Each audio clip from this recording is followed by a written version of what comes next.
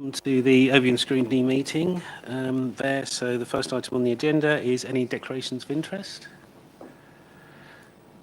Grant, Ken, Nigel? I sit on the the Lothingland Waveney Lower Year Internal Drainage Board. So. Ken? Yes, likewise, I sit as on the executive board of Norfolk Rivers and the main board, and on the Broads IDB Broad. Thank you. I'm also Broads IDB and Norfolk Rivers. Thank you, Grant. Sorry, I forgot to mention also on the Broads IDB as well. Any other declarations of interest?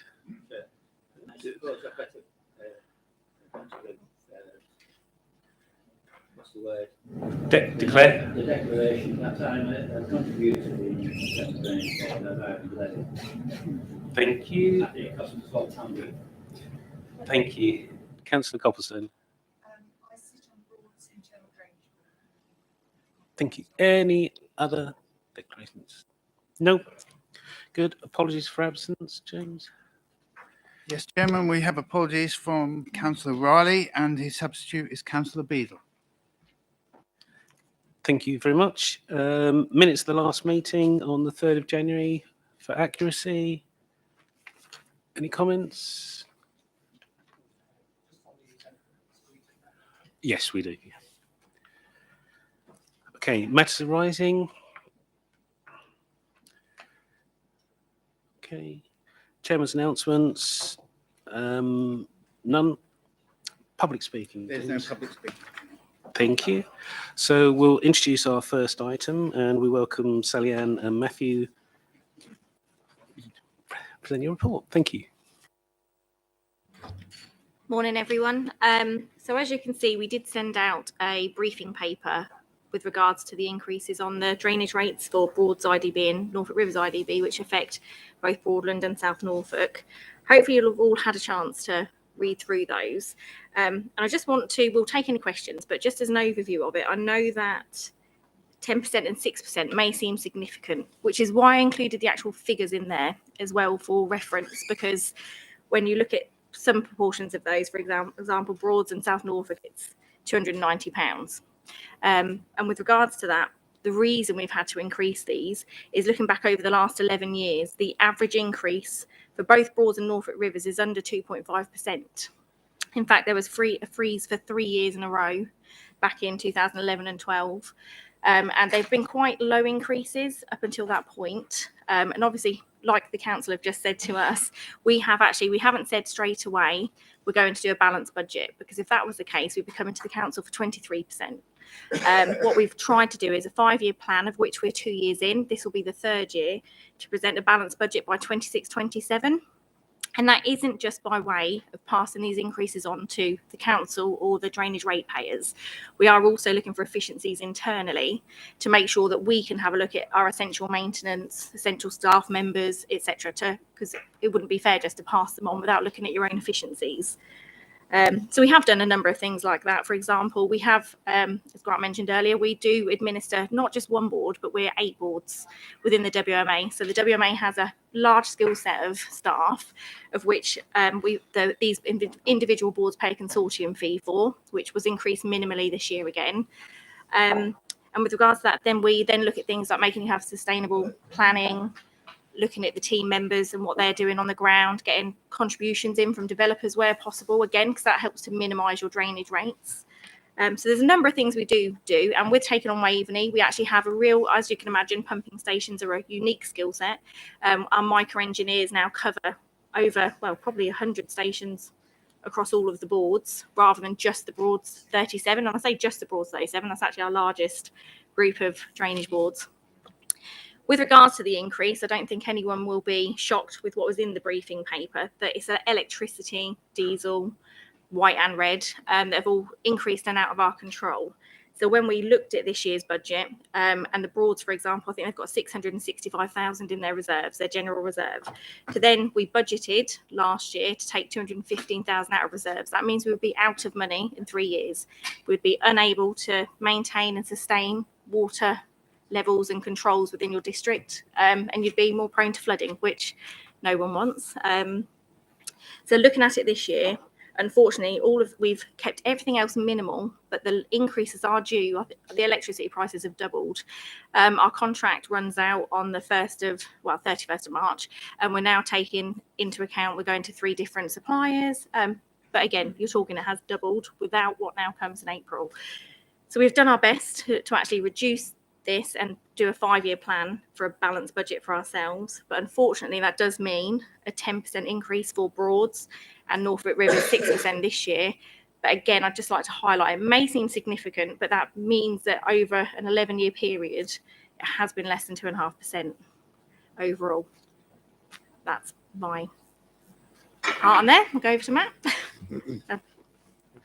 Okay. Before you come in, can I just, as a matter of admin, Peter, have you got any declarations of interest? No? Thank you. Grant. Thank you, Chairman. Thank you, Sally Ann. Yes, no, I have sat on the meetings where you have made these decisions. As with petrol prices, they've gone up and they've come down. In the future, now this is just looking ahead, you've made a plan over the next number of years that you're going to have these increases. If these big significant costs do come down, are you going to reduce, or are you going to just keep it at that level? So we're still looking at, even with this increase this year, we're still looking at drawing 136,000 down from our reserves, which on the Broads is over 25%. So that is a significant. So yes, if I don't see it happening, but if it so happened that everything dipped, we certainly wouldn't continue the increases. We would look at it on a year-by-year basis. And what you'll see when we publish our estimates, and you should have in your board meeting packs now, we do give a projected 5-year outturn, and we do have the conversations where we say, right, we're projecting 10%. If you know there's something on one of our other boards, we have deficit recovery payments at Touchwood we don't have within Norfolk Pension Fund. We do show a marked increase in that year, and then it drops back down to a more reasonable level. And again, you just try and manage that. So yeah, absolutely, we wouldn't continue the increases if there wasn't the need to do so. But even with this increase, we're still looking at a rather large deficit for the Broads board this year. So yeah, and I'd probably add to that, in your board packs, you'll see reams of pages of costed programs. So the costs are based on a program, which is a 5-year generally program of undertaking work on different drains, different water courses based on their risk level. So we'll have a priority risk level. So there's a costed program backing up the ask as well. So, and that costed program obviously is based on the cost of running the machine and stuff and running the pumping stations. So if those costs come down, the costed program would be affected as well. Thank you. Any other questions? Sure.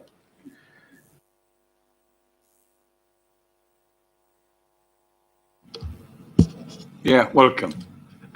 Just for the benefit of the committee here, Matt, would you tell us the importance really of what the pumping stations maintain and about, you know, the water supply, etc., so that they get a better picture of what the boards actually do, please? Yeah, so, and this is part of the problem in a way, is that success for a drainage board is when you don't know we exist. It's when nothing happens. It's when it rains and it all goes away. But out in the Broads, so there's the Broads IDB and there's Norfolk Rivers IDB. So we'll start with the Broads. It is not a natural system. That is a man-made drainage network, a landscape of convenience, a landscape that our predecessors built to get that land into production and farming. And we still live with that legacy. Within that, nature has flourished, and there are obviously now triple SIs, European designated Ramsar sites, some of the most incredible environments in the world, arguably. But they're all based on this water level management. It's a water dependent habitat, and a lot of that water dependency is through our pumps, and also the flood risk that also feeds into that. So it's a complicated picture, but it's one that we manage every day. So 37 pumping stations across Broads. And when you see the Broadland landscape and you see a windmill, generally next to that is a much less attractive little green kiosk, and that's the pump as it is now, that our predecessors were doing it with the windmill. So 37 of those, and also another very important structure halfway down the Acle Strait, on the only bend on the Acle Strait, where we let water into Halvergate, which is that massive triple SI run by the RSPB. So all of these things combine. We have 5 full-time mechanical and electrical engineers that manage the pumps, service the pumps, deal with the breakdowns, keep it all running. We have 4 full-time excavators and machines that are maintaining the ditch network through which the water flows. And all of that comes together to form the responsibility of the board, and that keeps the flood risk as low as possible. I can go into much more detail, but I'll give you on the timetable. Just on that as well, you're coming up in the years ahead about drinking water supply, where we're going to get that from, so that we've got an idea. We get lots of questions from residents who say that we're running out of water, just trying to elucidate On that topic, please. Yeah, so the IDB have been very much involved with Water Resources East and with Anglian Water as well on lots of initiatives around the management of water in the catchment, because it is curious that we just pump this water out into Main River, out to sea, basically, in times of plenty. And then this summer, all the ditches were going dry and we were in drought. And so that sort of yin and yang is something that we're trying to work with different initiatives on. And although it's not in this board's area, there's in East Suffolk, which is another WMA board, there's something called the Felixstowe Hydrocycle, which I would urge you all to just Google that, Felixstowe Hydrocycle, and see that project. So when this water arrives at our pumping station, we just pump it out into the estuary in Suffolk, the same as we do in Norfolk.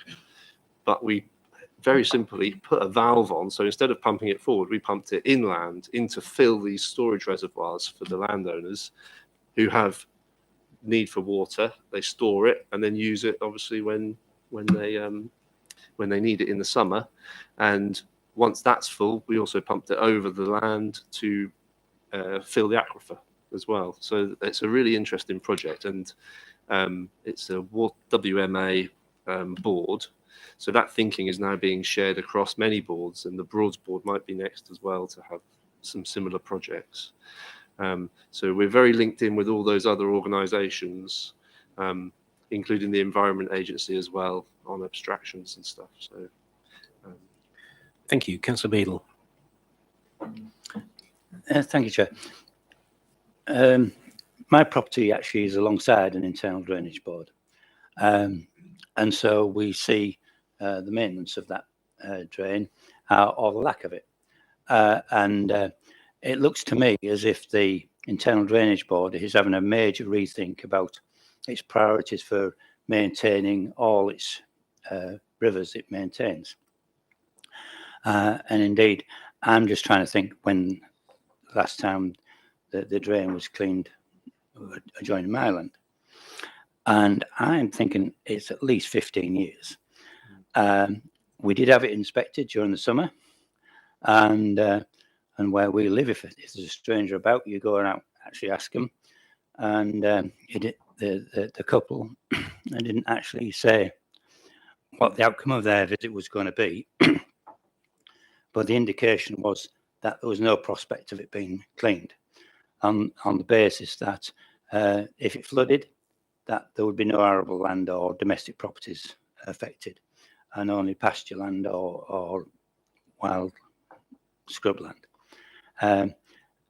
How far is this sort of policy, or what appears to be a policy, being extended through the drainage system to actually not maintain or only rudimentarily maintains a lot of the smaller drains?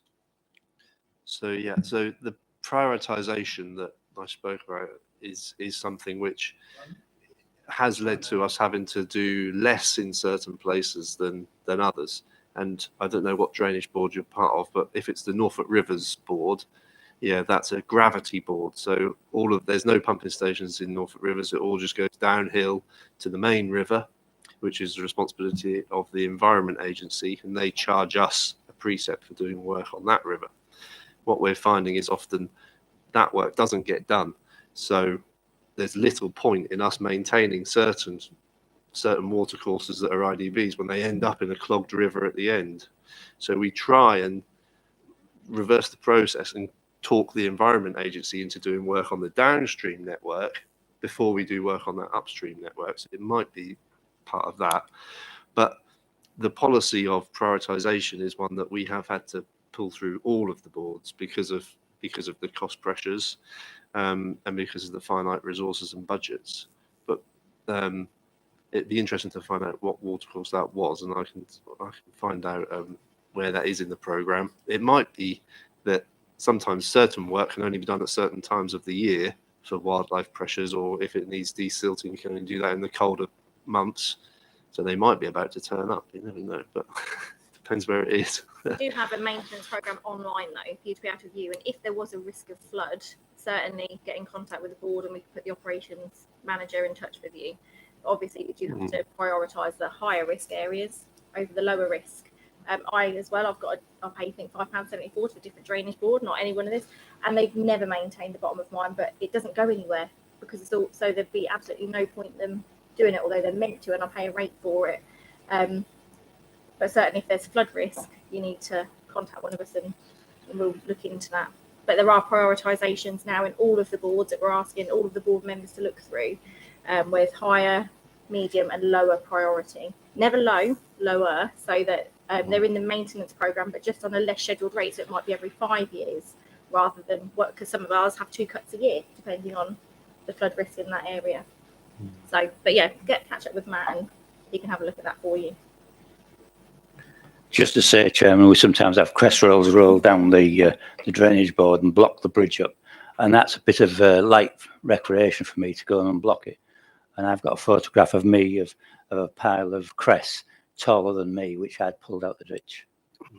Thank you. Any other questions? No. Thank you very much for presenting this morning. We'll move on to the next item. So the next item is item 8. It's the budget questions for Cabinet.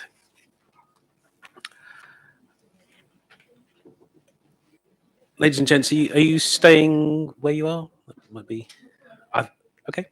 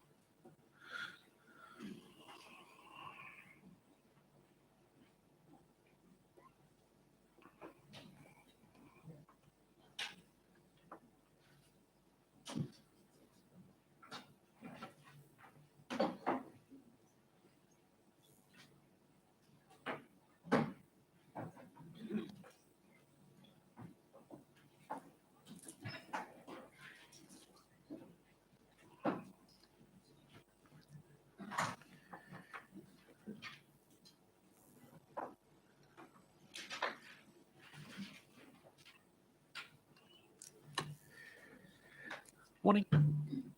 Ready? Let's shoot.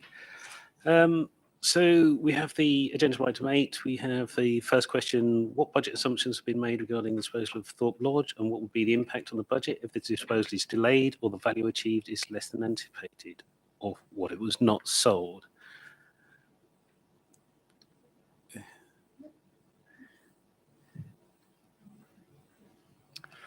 Okay, so good morning. Thank you, Morning. Chairman. Yeah, so you have the answer before you. I guess I don't need to read it out. You want it read out? Okay, why? Have you not read it?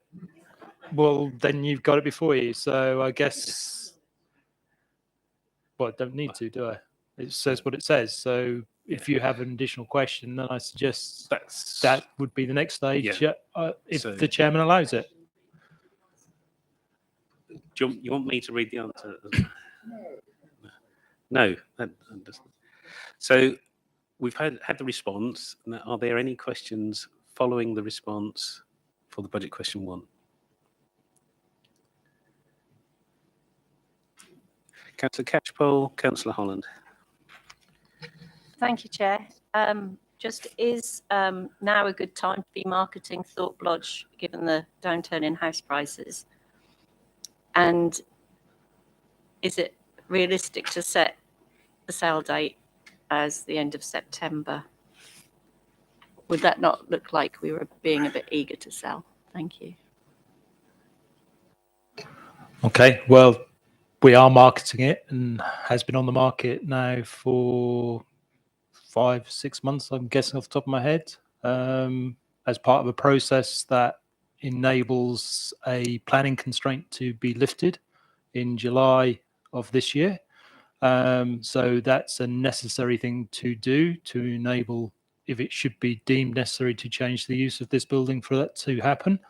But that aside, we will market it, and the market will do what the market does around that. And I think, bearing in mind how good a site this is, that would be very, I think it's optimistic that we will get a very good price for it. And that's if we choose not to redevelop it ourselves. So, those options are still there as well.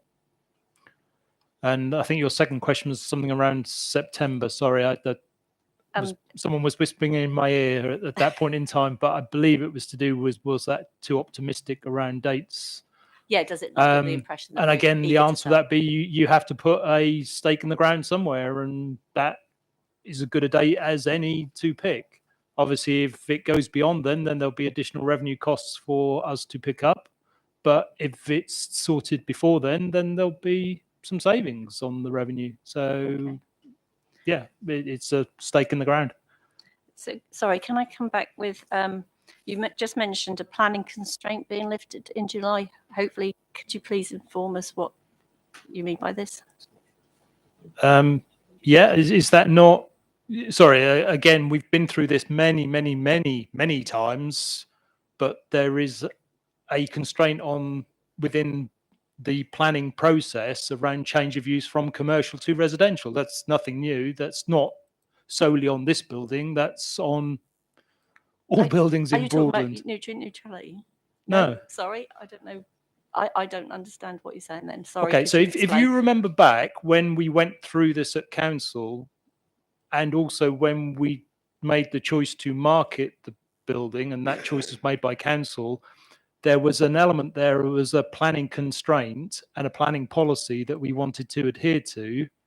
And that's what, by marketing it at a price that is a reasonable price that is felt that is achievable, we would then be able to relieve or satisfy that planning requirement, and that would then mean that we satisfied that policy, which then means we couldn't go on, if we so choose, to ourselves to redevelop, or if someone else buys the site, they will then be in a position to redevelop from July onwards. You still look perplexed. I would suggest you go back and look at the papers, because it's in there. Okay, thank you. Councillor Holland. Yes, thank you. It was just a couple of questions. I was interested to know whether you'd had much interest in the property, and the other one is to do with the older part of the building, which I believe is listed, and so whether you'd had any interest in that and what prospects there were for actually being able to make them. Because there was some talk potentially, I believe, it was certainly saw in the paper that Thorpe St Andrew Parish Town Council were considering using it. So I'm just interested in where you might be with that. Okay, I'll let Jonathan wants to talk about Thorpe Town Council, so I'll let him do that first, and then I'll come back on the others. Thorpe Town Council did have an interest, but the level of interest in the site will mean that Thorpe St Andrew Town Council won't be in the run. And you've got a site that's right on the edge of the Norwich area, but in Broadland. There is a desire for this site, so that would put that out of the running.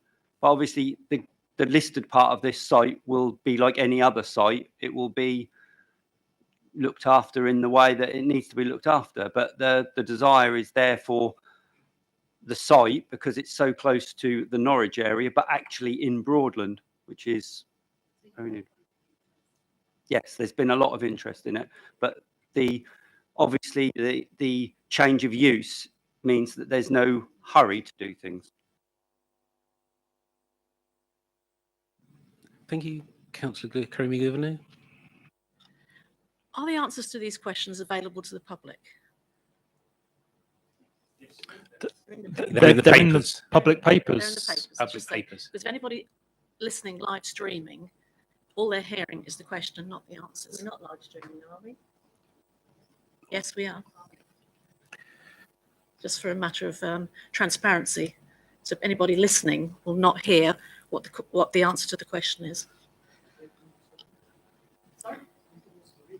Yep. Well, they can, yeah. But Yeah. Yeah, the papers It's are on the easier to- agenda, so it's public, so they're published on the website. Okay. Any more questions around question 1? Councillor Harpley. Thank you, Chair. You can hear me. I raised this at council about the bunker. There was recently an EDP article covering the bunker. There's been a lot of interest in their sort of historical elements of Thorpe St Andrew in particular. I think people weren't aware of it until they saw the article, and it sort of piqued a bit of interest. Is there any special provision for that, considering what it is, or is it just a case of potluck, whoever has interest, and it's up to them? Thanks. It's the latter. So it's got no listing or any constraints on its use. And yes, as a Cold War bunker, it wasn't publicised or signposted to where it was for obvious reasons at that point in time. But yeah, it's one of those unique things that whoever develops this site may want to incorporate into their design or not. I mean, it comes with its own particular issues and problems in so doing so. But that will have to just be taken into account. But you never know. There may be someone who wants to live in a hole in the ground. Can I Councillor just say Mansell-Boyle? in relation to that, there is another bunker site in Thorpe St Andrew also, and I believe there was also at one point a tunnel from this side down to the river. So these things are all historically known about, and there is a Thorpe history group that are very aware of these things. And yes, when developers look at different things such as the bunker, I don't know what use they would find for it, but that might well be that they can work with some group to find a use for it, because obviously it's going to be no good to them. And yeah, I doubt they're going to be able to turn it into a property, but then the way things are and the way things can be marketed, they could well turn it into a property that someone would want. Okay. Trudy and then Ken. Yes, thank you. I think the Thorpe Town Council thing, obviously I'm a Thorpe Town councillor as well, is a bit of a red herring, because that got in the press, leaked from informal discussions about what could possibly, there was never a proper plan in place, because realistically, the town council would have only wanted the listed building and not the rest of the site. And so it was just an informal chat that somebody leaked to the EDP, I believe. Thank you, Chair. Probably Sean can answer this. Because it's such a valuable site, as Jonathan has said, has there any work been done by our officers to look at the implications of actually Broadland Council developing it and making, whether it is for housing or for, future development, which the council would run it at all, please? Yeah, so our development company, Broadland Growth Limited, is drawing up proposals and looking at options around feasibility of us doing that. So we're looking at that as one of the things that we could do. But as with anybody looking at developing this site, we have the same constraint that we can't do anything until July. Thank you. Any more questions on question 1? Councillor Beadle. This site was never secret. It was actually went through the normal planning process. 95% of the cost was actually paid by central government. I sat on the committee. Hey, I think it'd be an interesting project for anybody who bought the whole site. It will take a bit of demolishing, but there is a technology, as they say. But I am actually interested in this idea that there's no hurries until this time period has lapsed to allow the change in planning. The implication of the way it came over, or at least the way I read it, is that the site is going to be considerably worth more when the site is able to get a change in planning consent, and therefore there's a vested interest not to actually get a sale before that date. What is the industry standard for the change in valuation between its planning use now and its planning use after the summer? Okay, so the site has been valued as is, and as could be is down to any developer to look at. The range of price has been agreed with the planning authority that we would be the appropriate to use as the marketing element, and that is there. Beyond that, it's then we see where we get to. If someone comes forward with an offer, then they know after July they'll be able to move forward. So any offer made will be based on that position. It's not a position that can't be done. It's a position that just the constraint needs to be satisfied, which is the thing that needs to happen with the planning policy.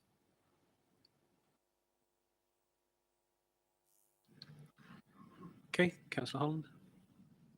Well, it's just a follow-up to that, really. So do we know, is there a standard industry percentage increase from having something which is for business use and moving into property use? I'm just interested to know whether there's a calculatable, is that the word, amount extra that we might get once the change of use goes through. Now, let's be clear, we're not changing the use as part of marketing it. The industry standard or percentage that you're talking about is called the market. The market will dictate what it's worth at any given point in time, and possible developers will come forward with an offer, bids on prices that they're willing to pay against the return that they can get. I'm sure they will try and spend as little as possible on the site, while we will obviously try and encourage them to spend as much as possible on the site. It's the market. It's free enterprise. Yeah, it is a commercial world in which any site, when it comes up for sale, will be valued by those that are willing to pay for it. Obviously, we've had it valued for what we need to do around our requirements, but that's for our knowledge, and that's where we market it accordingly. Thank you. Any more questions on question one? If not, we'll move to question. Yeah, can I obviously just say that our new home cost us 3.55 million. This is on the market for 3.95 million with interest. And obviously, once we get to that point where people can see what they can do with it, we don't know what if there'll be 2 or 3 bidders going against each other, then we'll obviously have to go to sealed bids, and then that will be higher.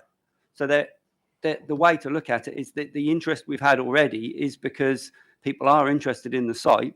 Like I say, it's got such a good location, so close to the city, but in the Broadland area, it's desirable. So we'll have to see how many people are interested in the end of it. But the economics of it is that we don't know which developers or which people will be coming forward with ideas at that time. But I can guarantee, I'm probably pretty sure there's going to be more than just one. There's going to be a few. And then obviously, if we then say to them it's going to go to bids, then they'll obviously have to put in a higher bid to guarantee the site, so in which case we'll do better. Thank you. Right, moved on to question 2. What are the costs, risks and opportunities arising from the Council decision on the 13th of October 22 to adopt an organisational 2030 target for achieving net zero carbon emissions? And how has this been factored into the 23-24 budgets? You have the response before you. Any questions? Councillor Davies. Yeah, thanks very much for the response. Just for information, you say that you've received some funding from the LGA to work alongside the Tyndall Centre to identify how best to use council-owned green spaces to sequester carbon, which is good. I'm just wondering, in terms of the timetable for that, do we know in terms of what solutions are going to be put forward when? Because it does say about identifying solutions without having to rely on costly carbon offsetting schemes, but it'll be interesting to know sooner rather than later just whether there are any cheaper carbon offsetting schemes. But do you know what the timetable might be on that? No, is the quick answer. I can elaborate many times, but I'm still going to keep coming back to no, I don't know. So, I mean, it's something that's being worked on, it's being looked at. Yeah, it'd be interesting to see whether we even need to go down the offsetting route. I mean, it'd be great as a council not only to achieve carbon neutrality, but also not have to do it with offset, other than potentially what we see with the Horizon building. But that's a goal and ambition. Whether we get there or not is another matter. But we continue to work hard to achieve the things we want to achieve. We already have reduced our carbon footprint by over 70%. We've already taken decisions that will reduce it by another 10 to 12%, I believe, off the top of my head. That last 10% is going to be the difficult 10%. I think it's about 8% in reality, but it's going to be tough. But having said that, we have now received grant to replace the gas boilers at the Horizon building.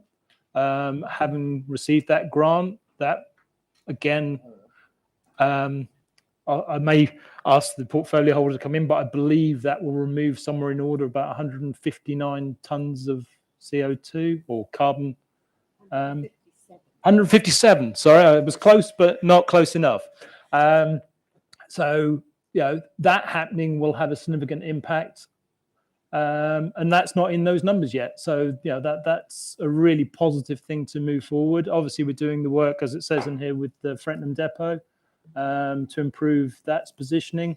And we continue to do so. And, once we feel we've sorted ourselves out, we then want to use that knowledge and experience to help others. So, we will help other businesses across Broadland hopefully get to a similar place. Whether that's in a similar timeline, well, that's down to them, but we will do our utmost to try and help them. I don't know if there's anything the portfolio wants to add. No, I think we're well on the way, and it's all in the development plan, the updated development plan, which I know lots of you have already seen and is on our website. If I can just say, yeah, thank you very much for that. And I mean, one of the reasons I was asking is that, yes, it isn't just about our own, offsetting. It is, and this study could be quite useful in terms of looking at, as you say, how others can offset carbon as well. So that's why I was interested in particular. So thank you. Councillor Holland.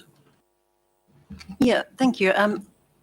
Those figures sound great. What I really would like to know is I think somewhere there is a national record of public carbon footprint figures and reduction figures.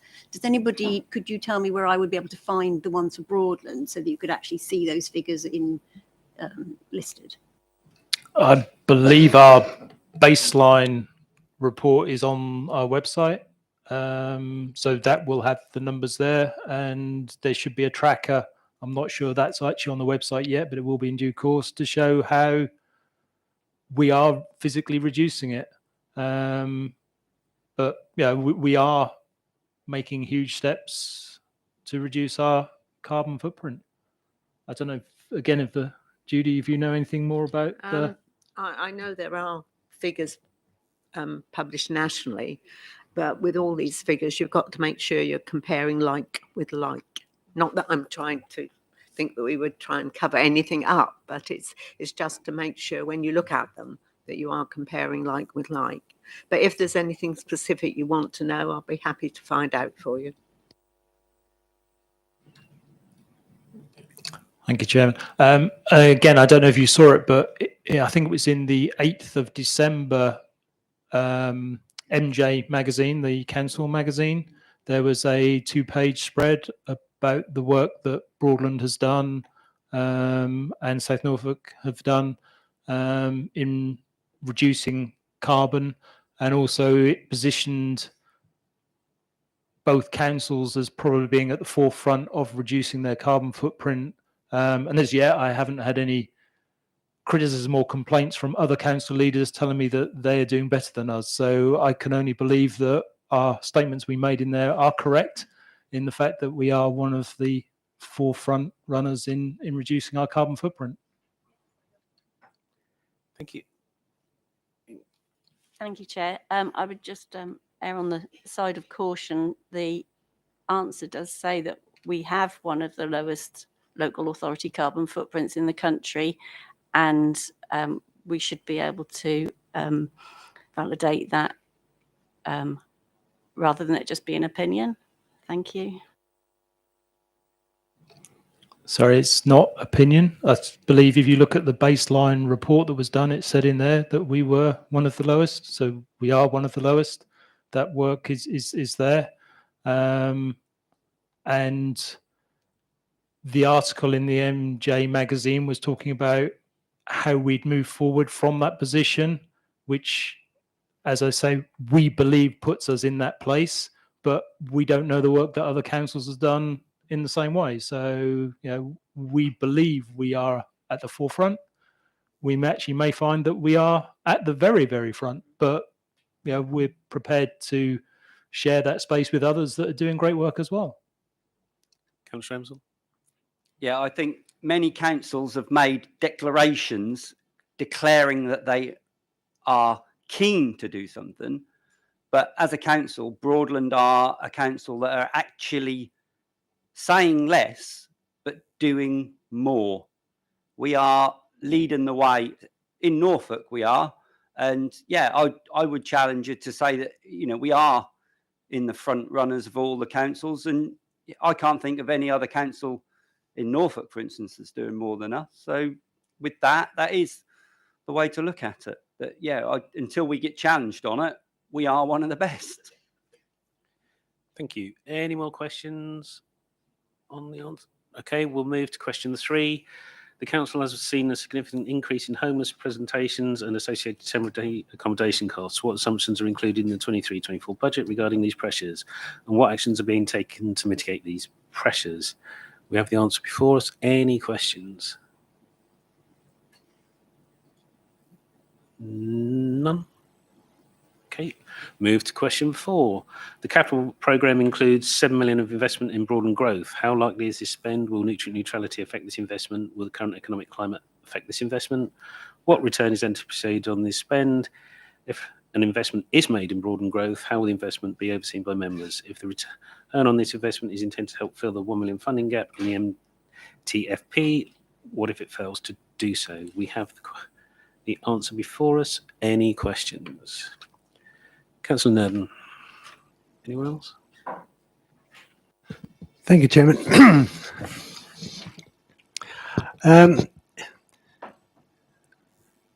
Can I just clarify in my mind where the 7 million is sitting?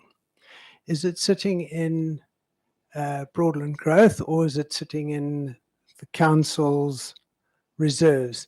In other words, as money that's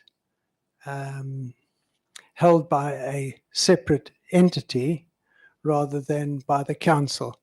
In other words, we haven't actually given Broadland growth the money, or have we given them the money and they're investing it maybe through Broadland, in which case they might be paying us at a different rate of return on our investment rather than what the council would be earning. So just to clarify in my mind where that money is sitting, and is it a commitment or is it actually been given to the company? So they're showing it in their accounts as being received or not? No, it's it's Broadland's bank account, earmarked for Broadland growth. When they come forward with a project that the council sees fit and wishes to proceed with, at that time they will pay interest if the project goes ahead, and we hand the money over for them to do the work. But obviously the projects have to be found first. Councillor Holland? Yes, I was really interested to see that Broadland Growth are clearly considering this site. So that's possibly where some of the interest is coming from. What I really want to say is, one of the arguments that was given for Broadland Growth not having proceeded with anything lately was the difficulty in finding sites. So one of the questions I would want to know is there any possibility? We know that there are landowners who have sites who are just sitting on that land. Is there any way, or bank, property developers with bank sites, don't they? And then you wait for them to come forward. Is there any way in which Broadland Growth might be able to find land more useful than perhaps having it sitting there not being used, if you see what I mean? Is there any prospect of us finding other sites other than this one in the near future? Quick answer is yes.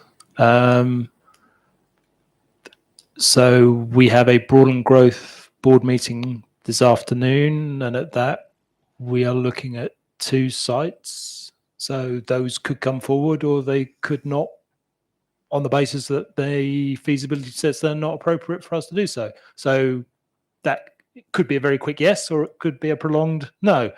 As we know, many of the sites in the growth triangle are stalled at this point in time, which would be the obvious place for Broadland Growth to pick up parcels of land and develop. But we find ourselves in the same place that many developers do, because those sites at this point in time haven't come forward.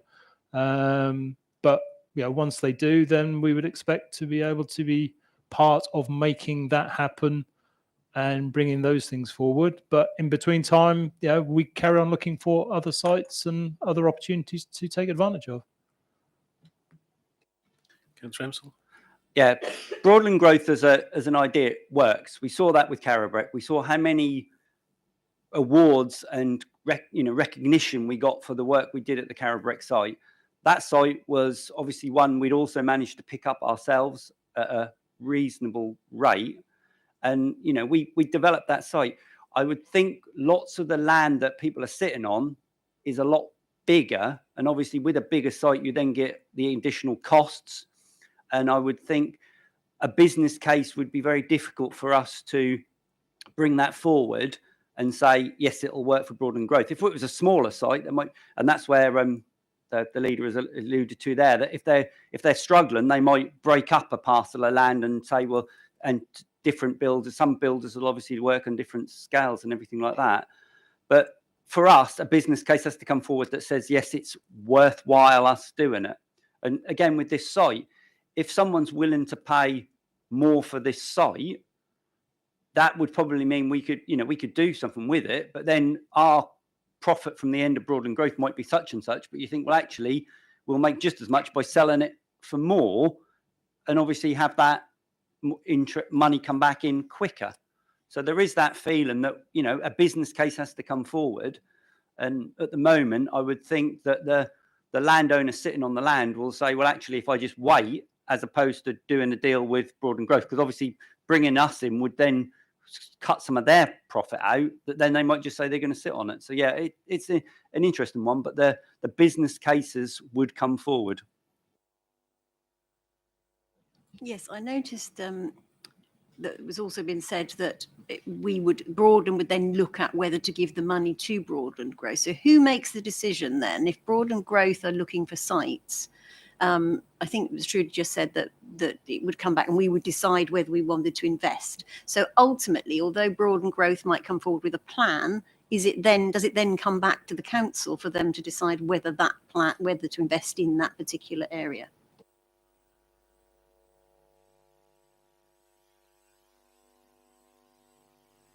Okay. Off the top of my head, I can't answer your question, and I don't think Emma's in the room to help me with the governance question. Debbie might know, but again, she might find herself. So in the constitution, there is to bring forward proposals for new projects under the Broadland Growth to be considered by Cabinet. Okay, so it will come to Cabinet as a Cabinet decision by the sounds of it, and it sounds like councillors delegated that to Cabinet to make that decision. Obviously, if Cabinet are uncomfortable, then they'll delegate it back to Council. Debbie looks like she wants to put something in there as well. Yeah, if I can help. So the 7 million is sitting in reserves, but also in the capital programme that comes forward that you agree in February, again, when it comes forward with a 5-year plan, is that same amount. So in other words, that 7 million is in the capital programme, you will approve that, and then Cabinet will approve the individual schemes to spend up to that 7 million there, and it's funded from the reserves that are sitting there. So hopefully that helps. Good. Councillor Davies. Thank you, Chair. Just a point of clarification, because I think the peer review mentioned about Broadland Growth performing reasonably well commercially. So I expect that reflects Carrabeck, and would that be the case? Yep. Okay. But that we haven't got any other projects on at the present time. So I'm just trying to understand more about what the council would expect to get back for the return, in terms of the projects that Broadland Growth might go forward with, in terms of loan repayments, returns, projects, and so on. In particular, thinking about the types of projects that we might be looking at. And whilst there might be a kind of a general statement over what Broadland Growth might be looking to do, given the need for truly affordable housing, potential, and more social housing, would that come into your business case when you're looking at, we're not just looking at in terms of profitability for the council, but what we can provide to our resident population. So what are we expecting to get back in return for this 7 million? Okay, so a normal developer would build into their business plan 20% plus as their profit margin. So that's where you could say we would be looking. But reality is that within the ethos of Broadland Growth, we do things beyond normally what is required, which we have done on all of our developments so far. So we have provided more affordable homes than is policy at both Carrabeck and at Great Plumstead. The other element is what else do we return back to the public purse as such? So it's beyond just pure profit. It is other elements. In delivering more affordable homes, it could well be that then we decide to take a lower profit in return.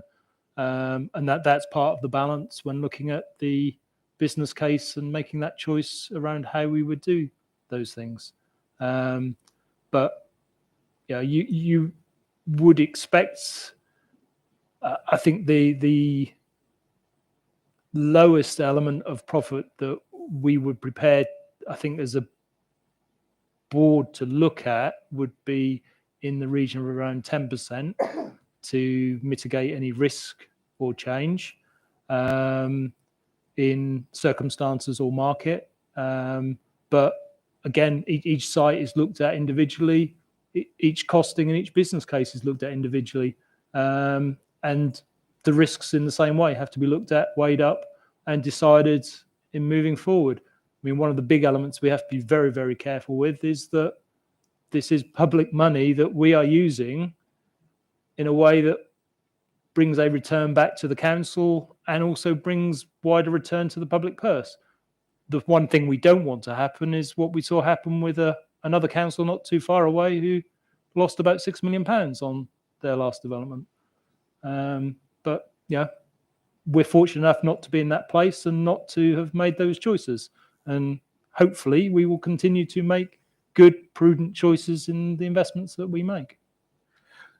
And also, if I'm clear as well, the money that is loaned, we get a return on that money. So it's not like we're losing money in that aspect as well. So we're still on that investment, we're gaining that money, and then you'd get the program of works that would then make the money as well. Yeah. So again, that is correct. Any money that the council decides to lend to Broadland Growth is a commercial activity, and receives a return above base rate of interest. So better interest than we would get anywhere else.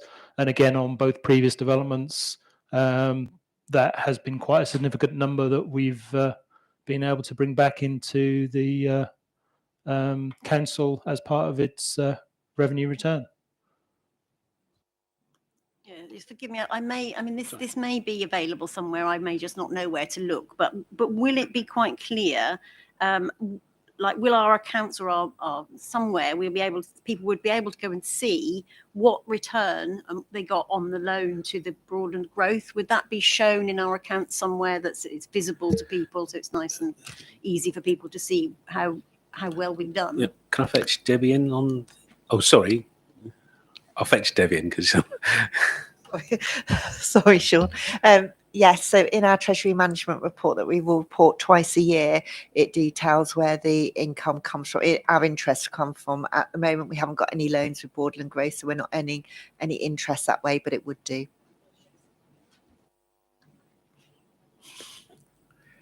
Councillor Davis and then Councillor Nerden. Sorry, I was going to come back. So thanks for your response on that. So, I mean, there aren't any clear specified criteria, but it will be along the lines that of previous projects. That's the thing. I mean, bearing in mind that the cabinet will be making this decision, and so it's being clear about what we're expecting from this 7 million. The other aspect of this is that, as has already been said, and as you said also, is that it may not be possible to actually utilise this 7 million, and so for how long is this going to be hanging around, as it were, when we've got, vital support services to deliver to the population, to the cost of living crisis? So there has to be a decision point in terms of how, at what point you say, okay, we're not going to be able to utilise this funding, and is that part of your future kind of capital planning? I think the peer review report has said also that capital planning has been volatile with both councils, South Norfolk and Broadland, and this is something that needs to be looked at in terms of its longer term capital planning strategy. Are you listening to me or talking amongst yourselves?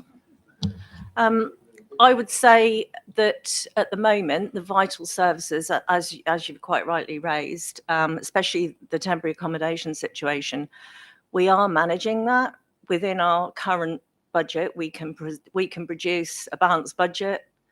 Going forward, there is, as ever, funding gaps because of uncertainty from central government. And therefore, we would rely on Broadland Growth to help close those funding gaps going forward.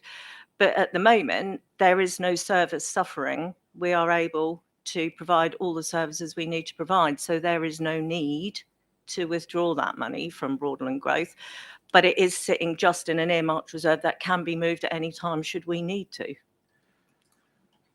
I think the other thing to mention is also that, obviously, as Sean alluded to earlier, there is no point, that all the plans come before Broadland Growth. They make the decisions on the plans. There's no point in moving forward on a bad plan. Yeah, and also you don't think the £7 million is just sitting there doing nothing.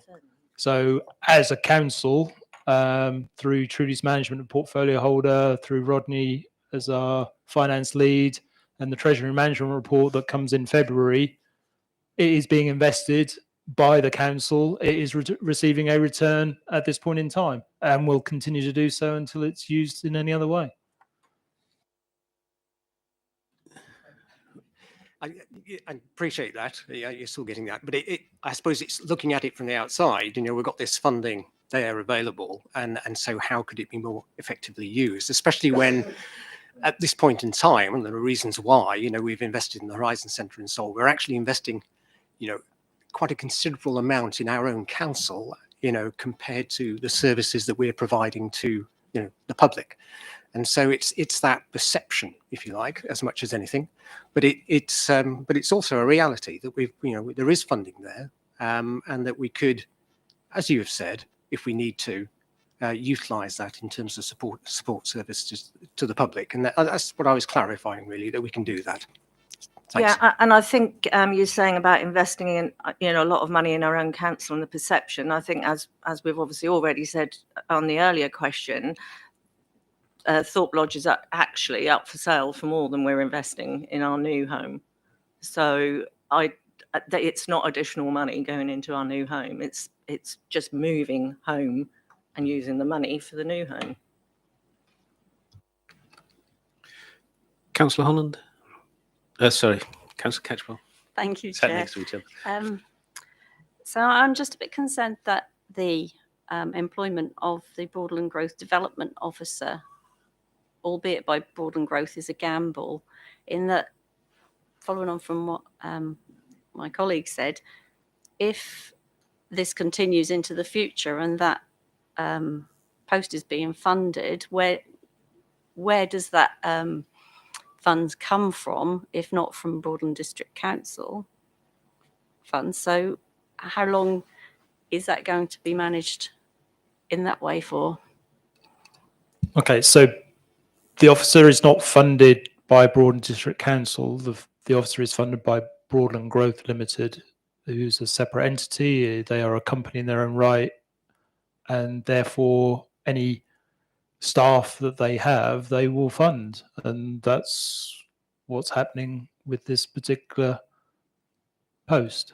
So that's being funded in that way, and they will choose how long they want to fund it, and they will expect a return from that post. They will expect that post to deliver on activities to make a difference. So, it's a commercial activity, and it will make its choices that way. I also like just come back on the earlier point around investment. So while they're talked about the opportunity cost possibly of not doing something with the £7 million, you need to remember what else Broadland has done over the last X number of years. A significant amount of investment in a whole host of different things. You've only got to look at the Broadland Innovation Centre as one, a flagship activity that's moving forward and delivered a phenomenal facility. We mentioned earlier about the Frettenham Depot being redeveloped to improve the service or improve the delivery of that service, because we will be able to look after our vehicles better, and our contractor will be in a better facility to use. We've also got things like the investment in the Broadland Country Park. That's ongoing, and again, that's received well by many residents. We've also got the the Bure Valley Pathway and the investments in that and the improvements being made to that. So there is significant amounts of money being spent or has been spent across the district in a whole host of different places. And we still have plans looking forward to try and initiate further improvements in facilities and services and deliveries in our communities and the activities they have. And a good example of that would be the Taverham Community Centre, which is community hub, which is something that I know Ken here is believes very strongly in, and it's something that's and Caroline, as it's in their area, is something that we are doing our utmost to make happen, and deliver it in an appropriate way. And as a council, we are leading the way on doing that. But again, some of that will be taken, a decision will be made when the business case comes forward as a commercial activity, but also as a community activity. And those two things will have to be balanced by the council when it gets to that point. I've got Councillor Holland, then Councillor Davis. Yeah, when you said Broadland Innovation, did you mean the Food Innovation Centre? Is that what? Yeah, because I was just interested. I don't know whether it really is relevant to this question, but how far we've got with getting that fully occupied. Do you know off the top of your head? I don't know if Trudy or Joe can pick that one up. With Joe and myself are on the board for that at the moment. It's going very well. We can't name names at the moment legally. We're not able to, but there has been, especially lately, significant interest. So yes, it's doing extremely well, but you will hear very soon where we're at. Councillor Davis, and then we're going to move on to the next question. Yeah, thanks very much. So, well, I'm glad you mentioned the Food Innovation Centre, and I think that investment in the hubs is fine for integrated coordinated services, and we need to support that, and I think that's great. But gives an example, if you like, of how we could then utilise our funding that much more effectively for providing wider services to a larger population. I mean, if we look at the Food Innovation Centre, and again, I refer to the peer review about the capital planning and how we need to manage, the inputs. I think the Food Innovation Centre started with a budget of 933,000 in 22-23, had over 2,000 K of changes during the year. It's forecast to spend, I don't know what, 3,000 K by the end of the year. I mean, it's sorry, I'm not sure those figures can't be right. No, sorry, they're not right. Sorry, 3K by the end of the year.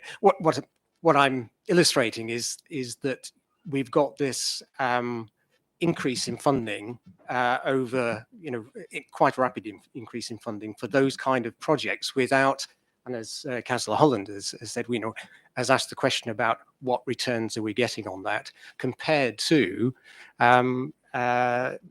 schemes where, we could have a wider impact in terms of supporting the public more widely.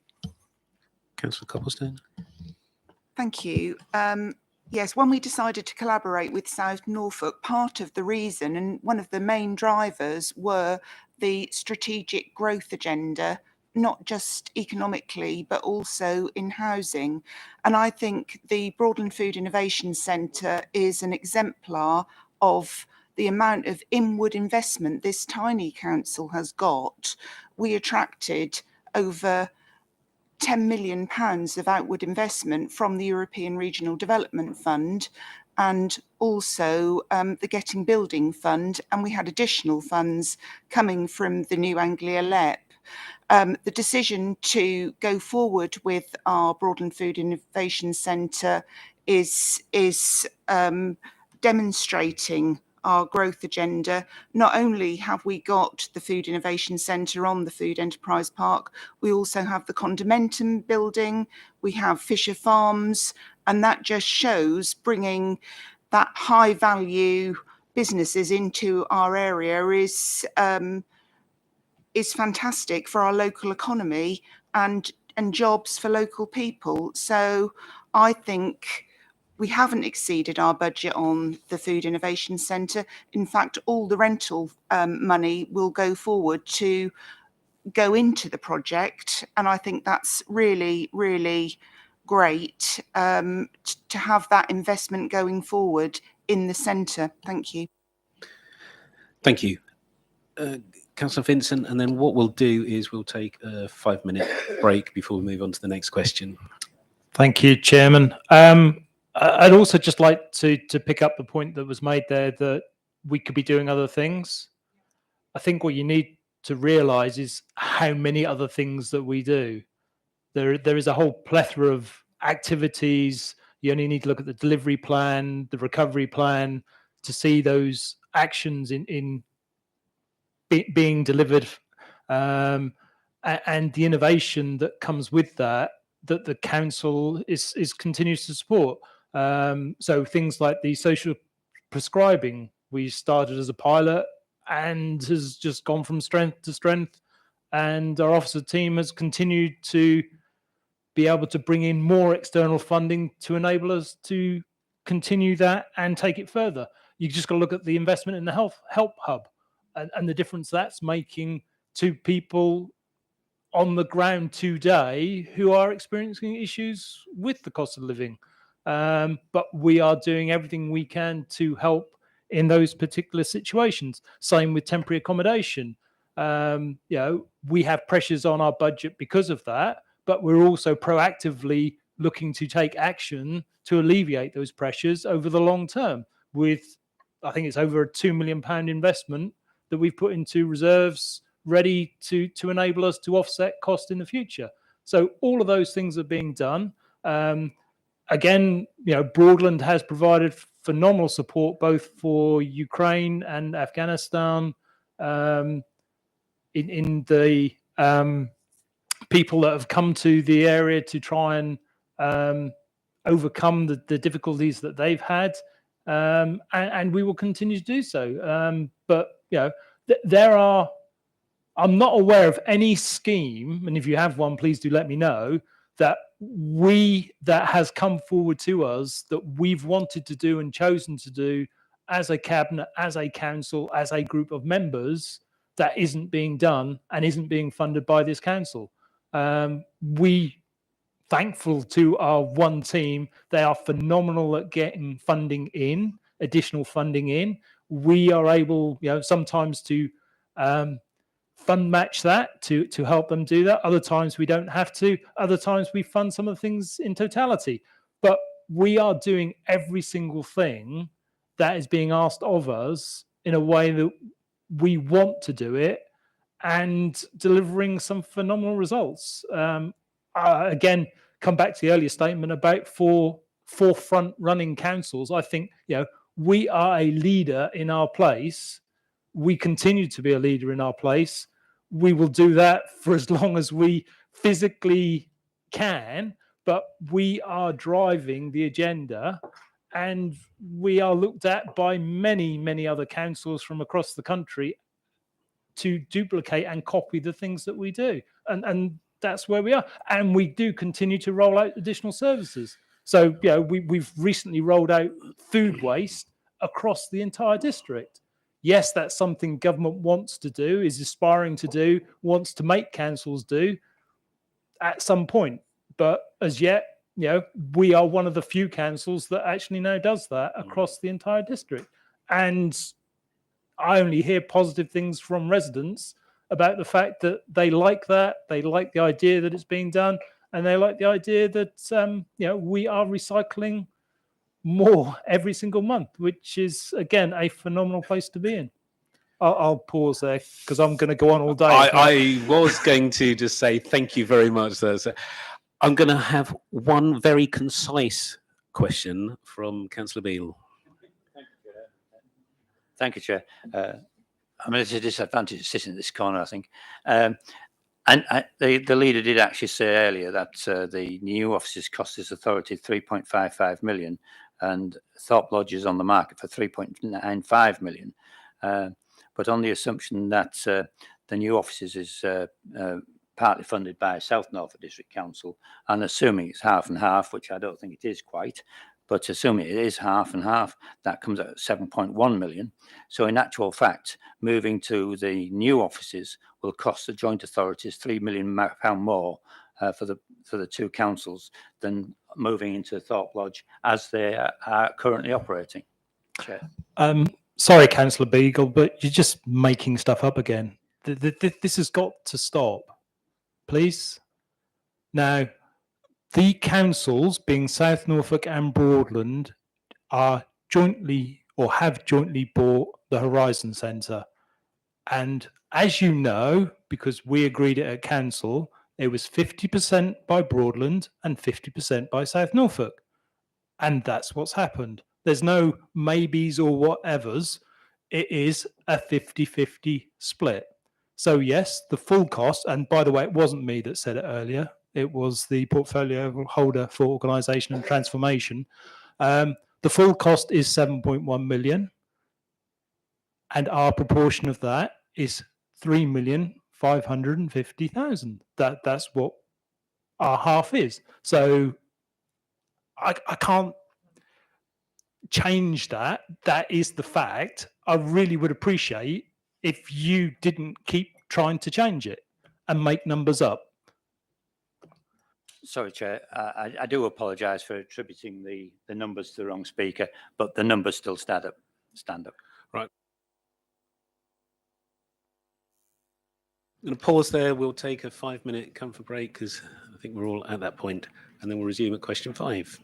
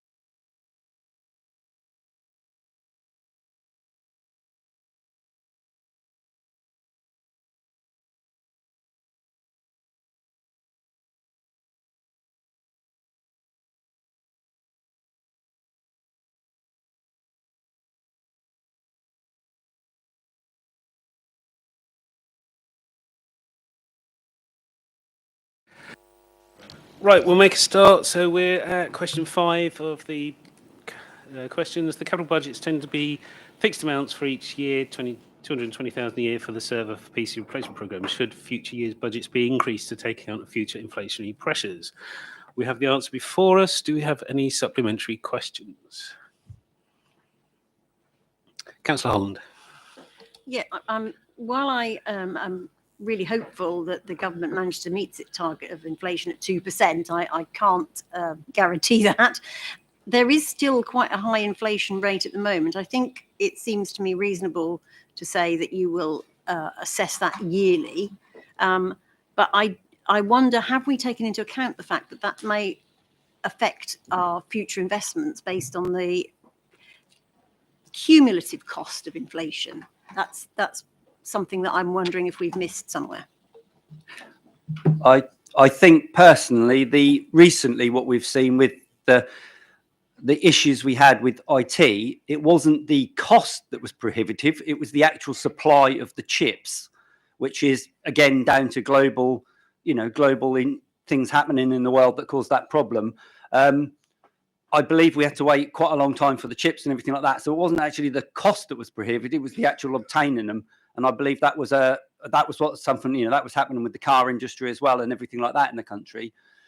Obviously, we want to keep ourselves up to date with the technology that we've got. So obviously, yes, investment in the IT will be important, but we don't want to be spending too much money. But yeah, each year it'll have to be reviewed because we don't know what the figures are going to be. Hopefully, obviously, yeah, the inflation will be under control and then it will be fine. But we will review it every year. Councillor Vincent. Thank you, Chairman. Again, we're talking about the capital budget and forecasts within that we've set aside going forward.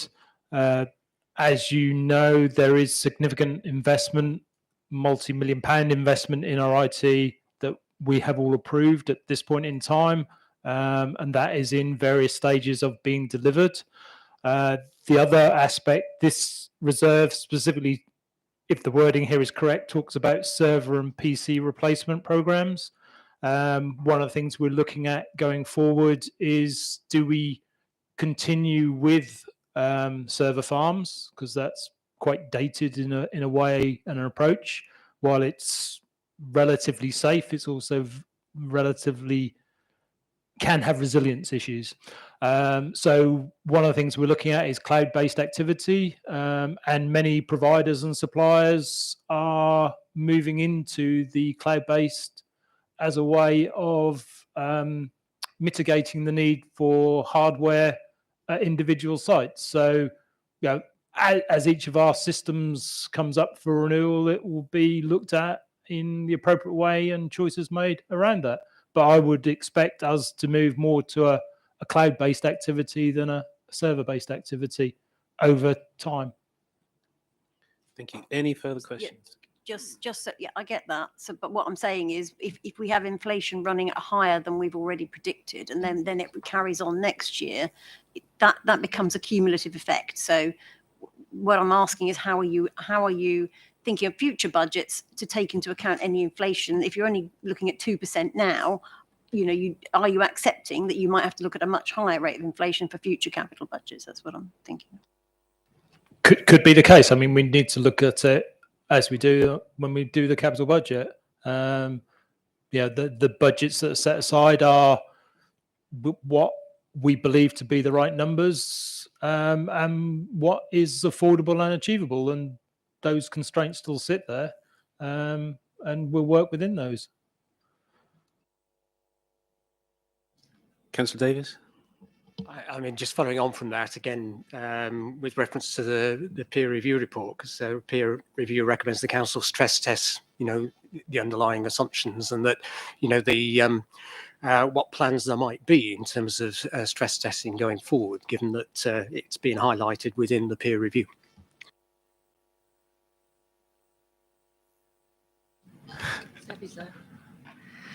So yes, we have. Rodney has done some stress testing around the revenue budgets, in particular, looking at those and seeing what happens. So he's done that piece of work around the revenue budgets. In terms of the capital budgets, we look at that every year as we put that forward. I would say for next year, the 220,000 is sufficient, and we will look at that as we get more refined. We have a replacement laptop program for staff, so we know how many of those are coming up. And as the leader said, you know, in terms of the servers and everything that is moving. So, for instance, our new revenues and benefits system is going to be in the cloud. So it is changing in year, and will continue to change as we look at different systems. So that figure at the moment we feel is robust enough. Councillor Catchwell. Thank you, Chair. So are we saying that the 2% has been applied to all the capital budgets for this year as the figure for inflation? And if so, isn't that effectively a budget cut?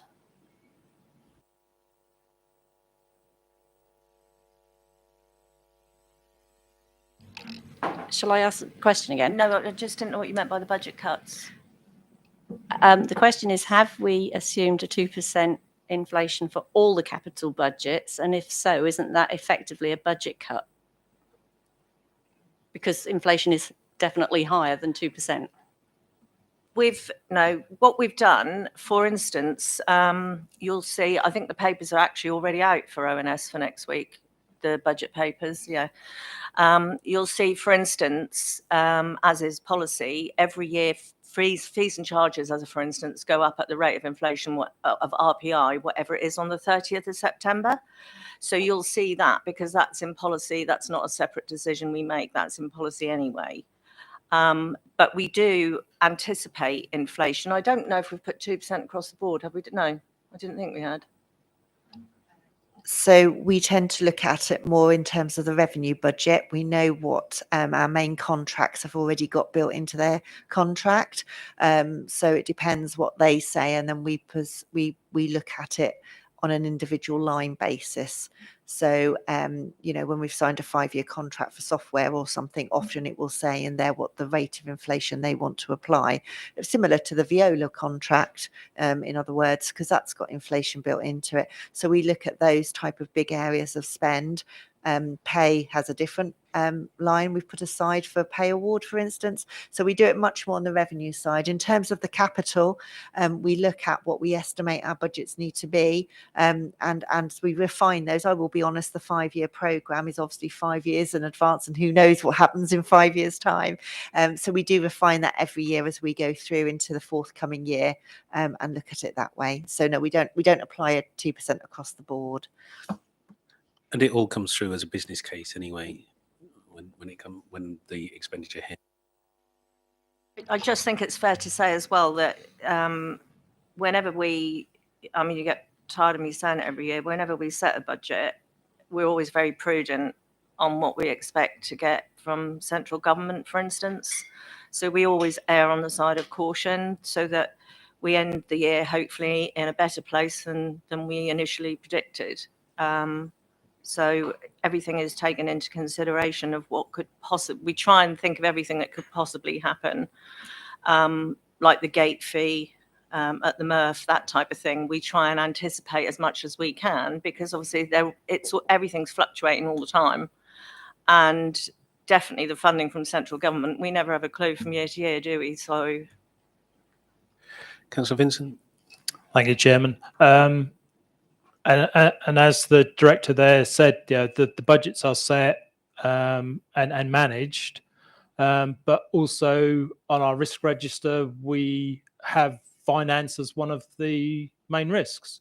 So that comes to cabinet, that comes to audit committee, that comes to full council on a quarterly basis. I believe it comes to all of those, and the risk register is there.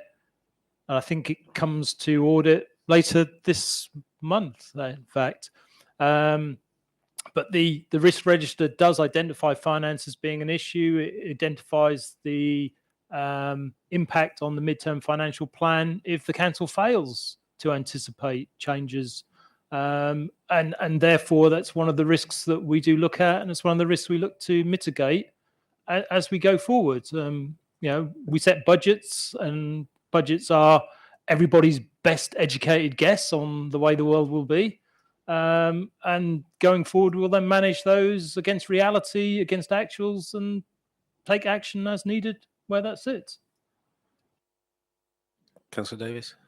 Yeah, thank you very much for that. And it's encouraging to know that we've done the stress testing as well. And I suppose it's about being able to see that, what that means for us going forward, and whether you say Rodney's carried out that stress testing. Will that be available in reports or as we go through the year, given the state of the economy and how things are in terms of inflation rates and so on? And how that might affect us. Again, I think you'll find the Section 151 officer has made a statement in relation to the budget. And in that statement, he picks up your points and covers that as far as his view about that budget going forward, and supports the council in the approach that it's taken. I don't know if the portfolio holder or the director wants to add anything else, but that is the position. That's how it is. Yeah, I mean, his narrative is in there as it is every year. It is a bit more detailed this year because obviously the situation we're in, but his narrative is in there. Okay, I think we're there. We'll move on to the next question then. Question 6. First class customer service is key. Council priority. What changes are being made to the 23-24 budgets to help improve world customer service? So you have the answer before you. Any further supplementary questions? No. Move forward to. Oh, sorry. Thank you, Chair. It's just about the impact that shortages of staff is having. I just wondered if this is something that needs to be measured, or if it is being measured, and if there are any mitigations. I mean, for example, we've heard today that the streaming of ONS may be stopped because of shortage of staff within the council. So are there other impacts that staff shortages are having on our ambition of first-class customer service? Councillor Vincent. No is the quick answer. The longer answer is we would always look at efficiencies and the way in which we work. The ongoing need to live stream ONS is falling away. That's not necessary. And that's one of the areas in which we can move our resources more to frontline and in delivery service rather than support services. So that just makes sense as an approach and a way forward. Any further questions? Nope.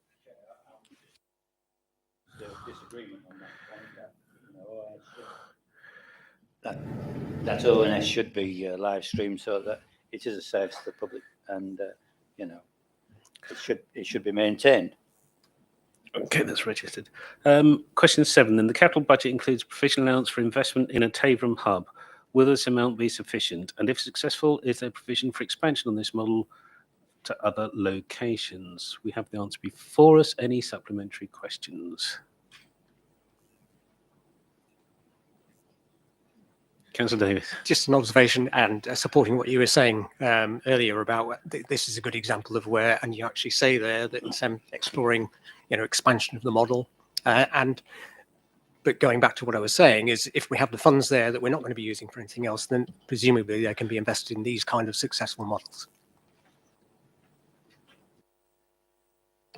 Yeah, I mean, we make choices around how we invest and what we invest and the way we invest. This is a very exciting project that's coming forward, not only for Tavrum, but also for Broadland in its totality.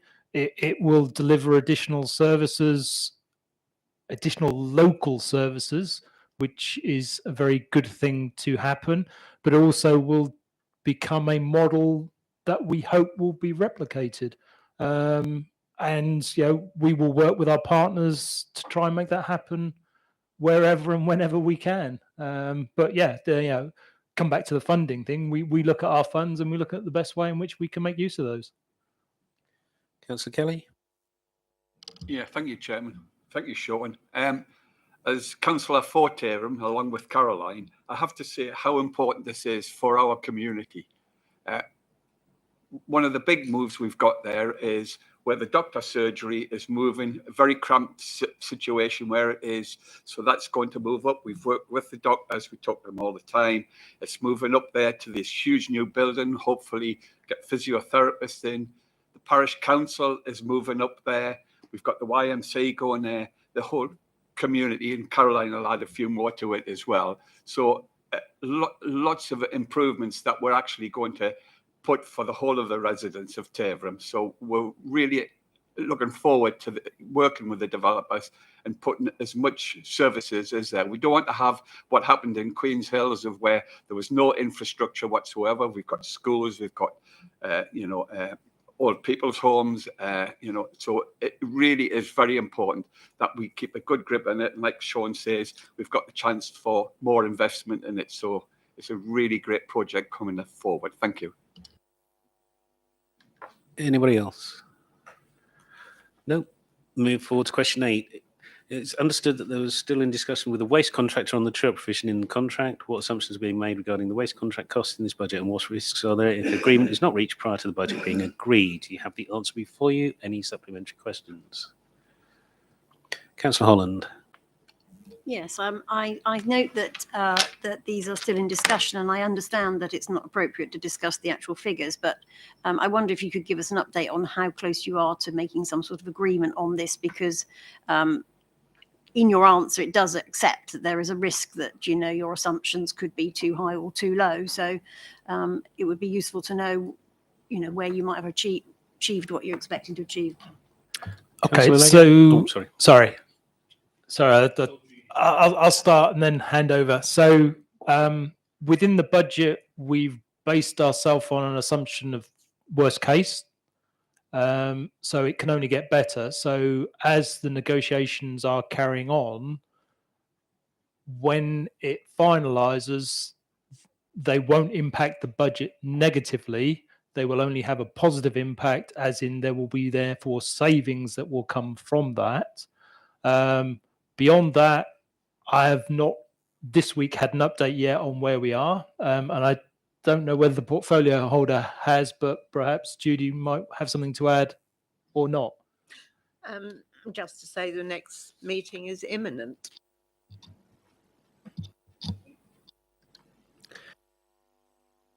Sorry, any further questions? If not, we'll go to question 9. Okay, the council is looking to upgrade the Frettenham depot. This is likely to include any efficiency measures which will benefit the contractor, as they will benefit from lower running costs. How will the council ensure that it receives a benefit from the lower running costs? You have the answer before you. Any supplementary questions? Councillor Holland. No, I was quite pleased to see the answer I like the fact that clearly we have taken a note of that, because if we're going to be spending things on the depot, it does seem right that we should reap the rewards on the efficiencies. And I was pleased to see in the answer that is precisely what you're going to be doing to reduce the contract fee. So thank you for that. Trudy? Yeah, and just to say that the funds that come forward as a result of that will go back into the environmental reserve, because that's where we've taken it from, and we wish that to get replaced to continue working. Any further questions? No. Move forward to question 10. How will nutrient neutrality affect planning income, and what assumptions have been made in the 23-24 budget relating to this? We have the answer before us. Any supplementary questions? Councillor Davies? Sorry. Just in terms of the joint venture, just clarification on that. The joint venture going ahead will offer solutions which will be managed by the joint venture. I'm just wondering how the finances work in terms of the joint venture, given that there will be a potential loss in income early on because of the hold up in terms of planning going forward. and whether there will be any recouping of lost incomes through the joint venture in it, or is it just going to be neutral in terms of offering environmental credits that will have cost and therefore be sold on at that cost price? If you see what I mean. Sorry, that's not very clear, but it's how much. What is the council expecting back in terms of the joint venture? I think again the speedy answer is everything to do with neutrality is not really clear, but it's a space that again Broadland is proactively working to resolve and move forward with. We are funding, which I think is what you're alluding to, both the setup of the joint venture company with other districts across Norfolk, but we are also funding some of their project work to enable them to actually have the mitigation ready, one hopes, for when the company's up and running at that appropriate point in time. Again, those funds will be lent to that company. That company will pay interest on that and will return that money to the council. Beyond that, there's a whole raft of different things around the impact of neutrality and where that lands. As the answer says, the planning fee is affected on how much we have to carry forward effectively because of effectively work in progress. But most of that work is being done upfront as it would normally with an application. Applications are being progressed as far as they can, with the one stumbling block at this point in time being neutrality. And once that's overcome, then those applications will move forward and be determined on their merits. I don't know if Director for Place wants to add anything on neutrality, or leave it for another day. Can't believe you wouldn't. I've nothing else to talk about nowadays. I think your question around the joint venture and how will that operate financially, apart from the only liability from this council going into that joint venture is that upfront funding to enable it to establish itself, seed funding, and that will simply be the 150,000 to effectively help establish the joint venture. That will be a loan into the joint venture, which will be repaid with interest. But the actual functioning, the financial functioning of the joint venture is to a certain extent a separate matter, because it should be self-financing, it should be self-funding. And the reason that can happen is that some of the projects will be delivered upfront without an upfront payment from the joint venture. So, for example, Anglia Water can invest in infrastructure from its own funding streams, and the joint venture has not had to pay out for those, but will recoup Anglia Water's investment in that infrastructure. So there'll be other projects that do require upfront funding, and there are sources of funding that we can draw upon that are loaned into the joint venture. For example, Greater Norwich could loan from its SIL pot of X million pounds, which would then be repaid to Greater Norwich as those credits are sold to developers. So there's a number of financial models that joint venture will operate. And I don't take, I mean, I'm saying this to make the point, to a certain extent, that Broadland doesn't need to worry itself about the financial operations of that joint venture, because the only connection, financial connection, is through that loan, which would be a binary agreement between the joint venture and this council. Otherwise, it should be self-financing.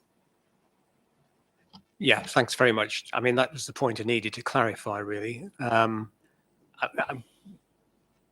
assuming the solutions can come forward. Yeah, thanks. Trudy? Just to add that again, as that loan is repaid, that will go back in the environmental reserve as well, to carry on the work. Okay, I have Caroline and then Sue. When this all sort of kicked off last year, did we not employ a consultant to look into mitigating issues? And what was the result of that? Yes, We did. and they did, and they've reported back, and those activities have been taken on board and are part of the approach that's going forward. So they were positive outcomes from having the consultant. Well, there's always positive outcomes from having consultants. not Whether you want always. to listen to them and whether you want to do Yeah. what they suggest is another matter. But just yeah, wondered if there it was there were a raft of suggestions. Some were deliverable, some were not. Some were costly, and some were very, very costly. But that's nutrient neutrality for you. But those things the team have taken forwards, and not just for Broadland, but the director of place leads for effectively the county, I think, isn't it? Not just Greater Norwich, yeah, for the county on making this work. So all of that has been put into the pot, and the mitigations are being developed and moved forwards in the right way. But at the moment, they have to be agreed, I believe it is, by Natural England and DEFRA. And until that is done and they're a bit slow in doing it, that's always going to cause us a delay or some inertia in the system. But we're just working our way through that at the I moment. just But you're can't- right. I mean, it was what, March last year we I can't remember suddenly got the seeing any letter out of the blue. outcomes from that from the consultants coming through, and was it basically worth the money employing them to do something which has not happened yet? Can I let Phil just come in here as well? Yeah, sure. Yeah. Through DEFRA, granted £200,000 to this area to help address nutrient neutrality when effectively the news broke. A lot of that money has been directed at a company called Royal Haskoning, who are leaders in this field. The outcome, one of the key outcomes from that, was the calculator. That was a significant piece of work, and that calculator helped people understand the level of mitigation they would require from their development. So that was one key piece of outcome. They've done further work in identifying other mitigation solutions, and we've also used that money for a consultant called David Edwards, who's worked with us to help establish the joint venture. So there's a number of outcomes, some of which have been delivered, such as the calculator, which was a huge piece of work in its own right due to the complexity of it. Some are still being delivered to help us deliver the joint venture and the mitigation that will secure. And those papers were in ONS a fortnight ago and at Cabinet last week, and then the loan agreement will come forward into full council.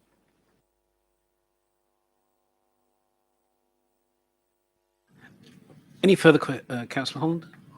Yes, it's a similar question to before. Will we be able to find the returns from the joint venture company in the accounts as and when they come forward? I guess I just refer to the earlier answer that was given. It's not going to be any different. As we receive income, it will be clear where it's come from,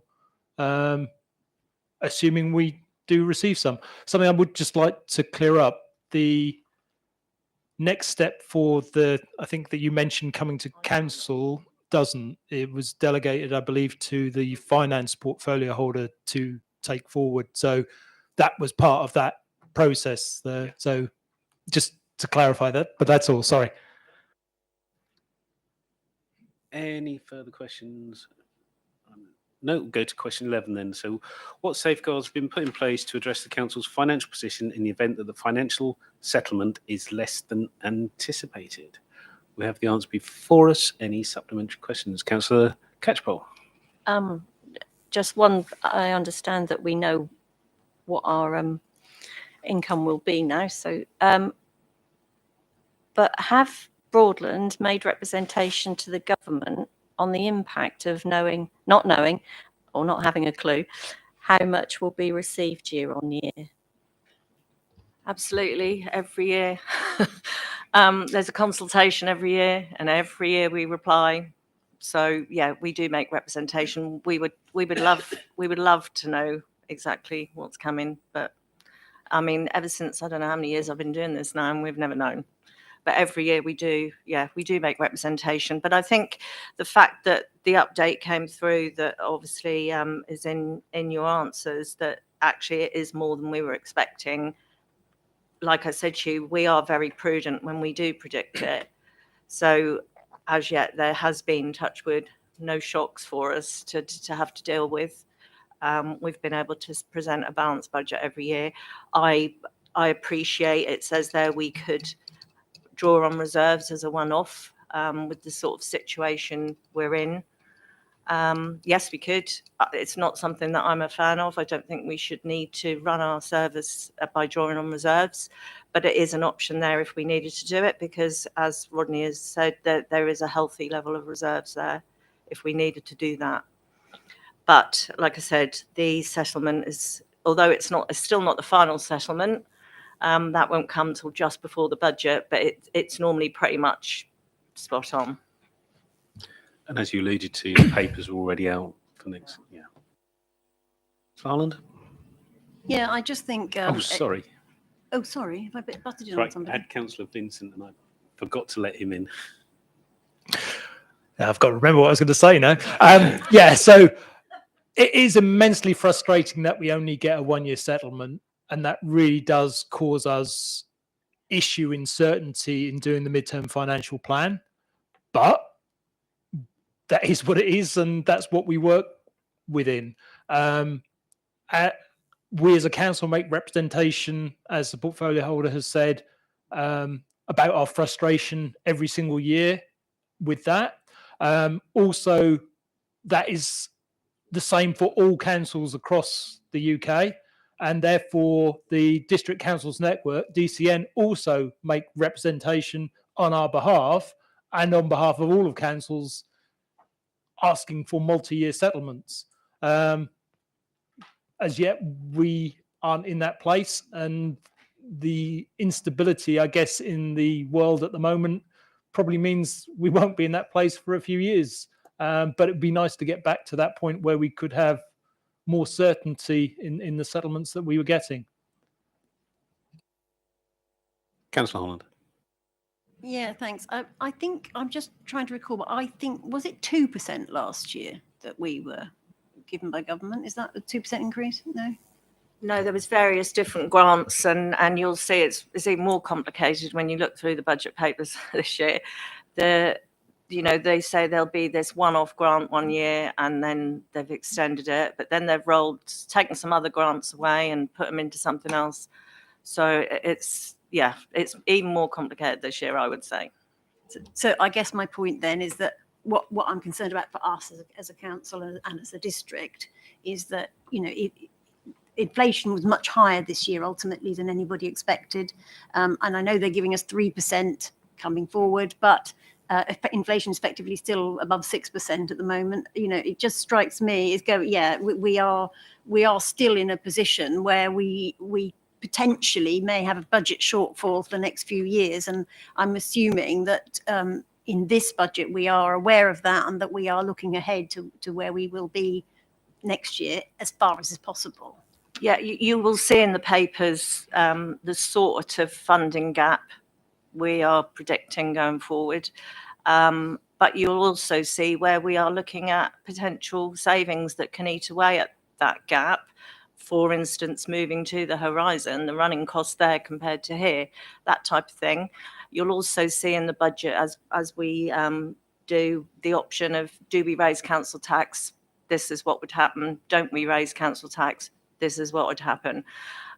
So you'll see the options going forward. What you won't see is the funding going forward, because we don't know. I mean, we try and anticipate business rates. We try and anticipate new homes bonus. Are we keeping it? Aren't we keeping it? Those type of things.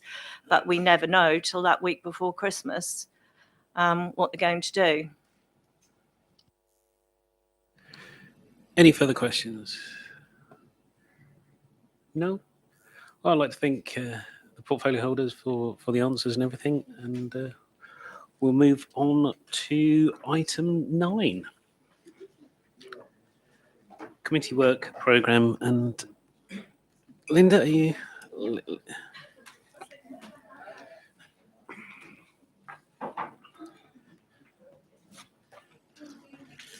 Thank you.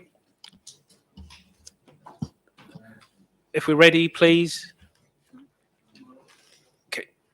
You'll find the work programme on page 19 of the agenda. So the first two items we've dealt with today. The next items we're dealing with in our April meeting will be the digital connectivity, and we've got somebody. Oh, okay. So the work programme is on page 19 and 20 through to 21 on the agenda.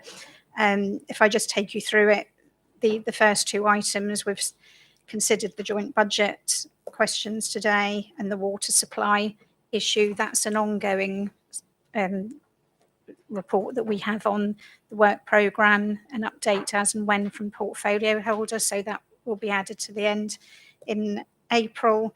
We've got digital connectivity, better broadband for Norfolk. We've got somebody from Norfolk County to attend. The police commissioner should be in attendance at our next meeting, who was due today, but he couldn't attend. And then the annual report for the Overview and Scrutiny Committee is down as the senior governance officer. That will be myself or Emma, I should imagine. We'll have a rock, paper, scissors to decide who will do that. And then the council partnership register, and that will be the same thing. That will be either me or Emma presenting that. We then haven't got firm dates for meetings because we've got the elections. So we've put the housing allocations policy to June or July. That will probably be the end of June meeting. There's a couple of items that were added at the last meeting that they'll just need to be confirmed with dates for the review of the move to the Horizon building when we know more information, and the peer review action plan. I note that the two items you've got in November for early intervention, antisocial behaviour and the business regulatory hub support, that would also be the meeting where you'll confirm or consider the budget questions. So I'll add that to the work programme if you're happy with that. Just to note that those three items will be together. You'll be happy to take all those. And then you've got your task and finish group. I believe you've met to confirm the terms of reference, and the first meeting will be happening later today or shortly, I think. 55 minutes. Yeah. Yeah. So that's an update. Councillor Catchpole. Sorry, do we need to add the customer service review? I think we were going to review that annually, weren't we? Customer service review? Yeah. Do you normally have that on your programme annually? Is that not part of the quarterly reporting? That hasn't been on there. I mean, when is the next one of those, Chair, please? I'm not sure off the top of my head.